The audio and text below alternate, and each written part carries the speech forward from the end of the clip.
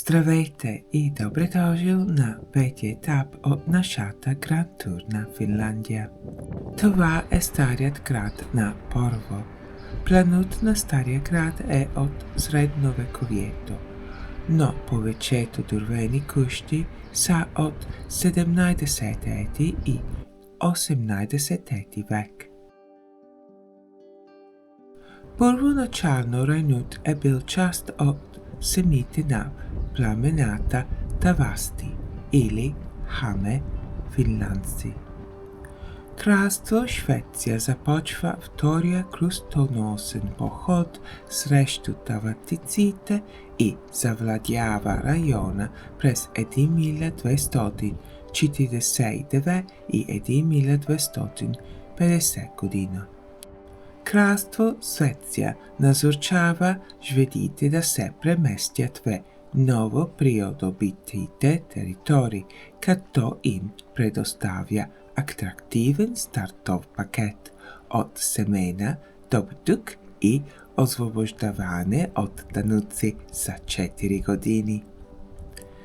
Земеделската колония се разраства в търговски център, благодарение на стратегическото положение на Порво в Финския залив. През вековете Финландия се превръща в източник на данъчни приходи и войници за кралство Швеция. И финландските конни войници са били известни с своята сила и умения. Финландия била и важен буферен регион, особено срещу врагове от изток.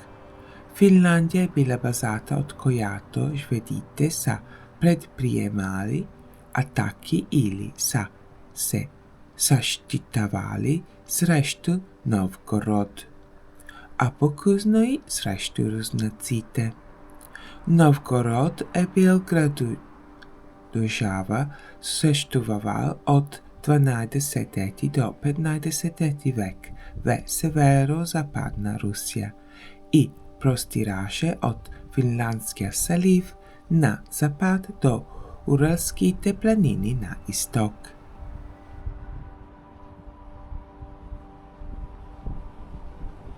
Порво, както повечето финландски градове от тази период, е бил често повреждан от пожари, но пожарът от 1760 година се е разпространил толкова бързо и е изгорял толкова свирепо, че почти целият град е изгорял.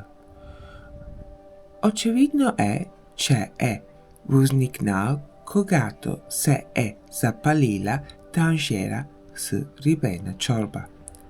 Но тъй като има поговорка на фински, която използва подобна терминология, за да опише ситуация излязла извън контрол, не мога да ви кажа дали пожарът всъщност е възникнал от танжера с рибена чорба, или е фигуративно изказване и е възникнал по някакъв друг начин. За разлика от старата Раума, градското планиране не е било променено при реконструкцията и са построени нови сгради върху съществуващите средновековни основи. Това е стария площад на кметството. Площадът има немски вид. Например, оформлението не е много различно от главния площад, който ви показах в видеото ми в Острахофен в Германия. Причината за приликите е, че през 15 век голям брой немски търговци се заселват в града и построяват площада според собствените си градски модели.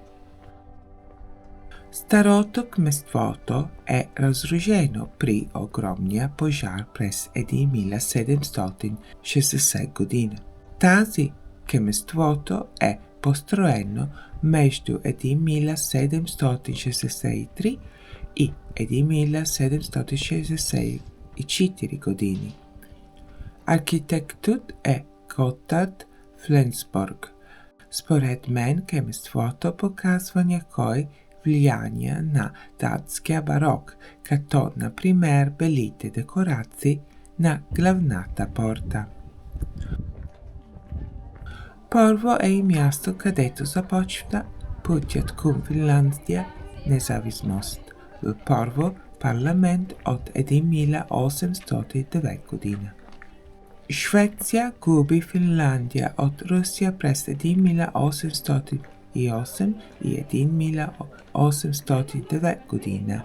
През 1809 година цар Александър I свиква парламент в първо диета. Финландия е обявена за автономно велико херцогство и Финландия е позволена да запази религията си, шведските си закони и права на имоти. Шведският език продължава да бъде официален език, въпреки че връзките с шведската култура са все още силни.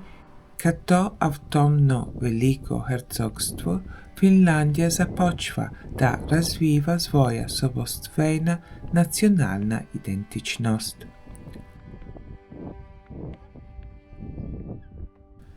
Отестахме в хотел Паукама на Емасало. Подобно на островите в архипелагата Кваркен, Емасало е променял формата си през хилядолетията поради постледниковото издигане на Земята. От края на ледниковия период издигането на Земята е около 5 метра. И тази страна на брега се е появила по-късно от другите части на острова и има предимно глинеста почва, а тя е доста плодородна. Експертите не са единодушни относно производа на името Емасало. Сало е стара дума, означаваща голям остров и голям гора. Първата част май също означава голям. Второто тълкуване предполага, че първоначалната форма на първата част е айма, което означава игла или полуостров. Според други, първата част на думата идва от хаме, земята на тавастиците или хаме финландците, а охрата от хаме ловували в този район. Емасало е било част от хаме, земята на тавастиците, но въпреки това гледките ми напомня за една от руните в Калевала. Стихотворенията от Калевала произхождат от карелците. Руната, че описваща и Кутурсо, излизащ от водите и засаждащ гигантския дъб. Благодаря ви много за гледането. Моля, ресайте си абонарите. Това би било чудесно. Приятен ден и чао-чао!